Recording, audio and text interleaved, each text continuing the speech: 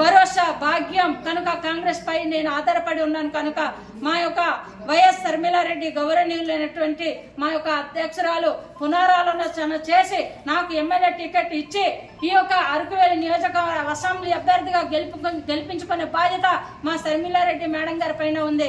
AICC అధ్యక్షులు గౌరవనీయులు మల్లికార్జున ఖర్గే గారు పైన ఇది ఒక గట్టి నమ్మకం ఉంది. కేసీ వేణుగోపాల్ గారు కూడా ఆలోచన చేయాలా. మా యొక్క SC ST BC minority chairman మన కుప్పల రాజు గారు కూడా ఆలోచన చేయాలి.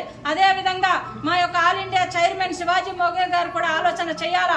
ఒక అరకువేలి నియోజకవర్గం గెలిస్తే ఈ యొక్క ఆంధ్రప్రదేశ్ రాష్ట్రం గెలిచినట్టే కనుక గెలుస్తుంది కనుక అసెంబ్లీలో నేను అడుగు పెట్టాలా. మా ప్రజల భావజాల ముందుకు తీసుకెళ్లాలా. మన గిరిజనుల హక్కులు చట్టాల కోసం నేను పోరాటం చేయాలంటే ఇచ్చి తీరాలా.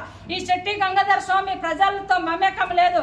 ప్రజల ధనాలను దోచుకుపోవడం తప్ప దాచుకోవడమే తప్ప గాని ప్రజల్లో పబ్లిక్ లో అతను అసలు మాట ముచ్చట ఏమీ లేదు. ప్రజల్లో మమేకం లేదు. ఇచ్చినా సరే ఓడిపోతారు.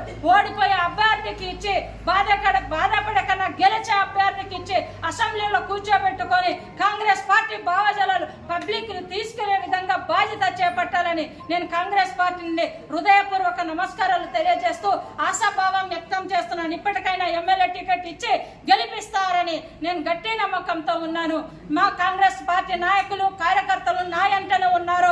ఎవరు కూడా అధైర్యపడవద్దు. అందరు కూడా కలిసి కట్టుగా కాంగ్రెస్ పార్టీ ముందుకు నడుపుదాం.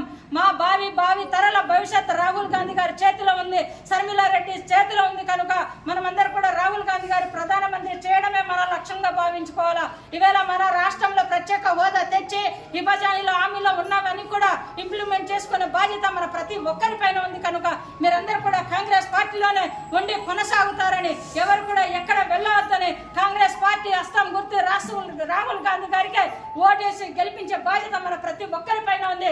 అలాగే నాకు ఎమ్మెల్యే టికెట్ ఇచ్చి ఈ ఏజెన్సీ ప్రాంతంలో ఉన్నటువంటి హక్కులు చట్టాలు కాపాడే బాధ్యత నన్ను కల్పిస్తారని సభాముఖంగా ఈ వేదిక ముఖంగా ఇవాళ పెట్టిన ప్రెస్ ముఖంగా తెలియజేస్తున్నాను.